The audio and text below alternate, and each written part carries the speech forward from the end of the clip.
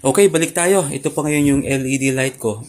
LED running light. So, ngayon, ang gagawin ko, itetesting mo natin ito sa battery kung talagang umiilaw siya.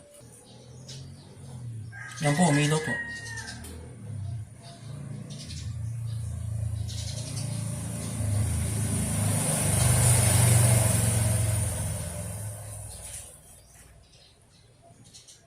Yan po, umiilaw po siya. Yan po.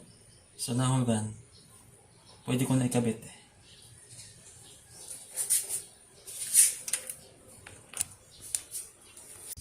Nailagay ko itong LED running light ko dito sa harapan ng Kia Pride ko. At gumamit ako ng clip. Ito clip para sa negative at clip para sa positive.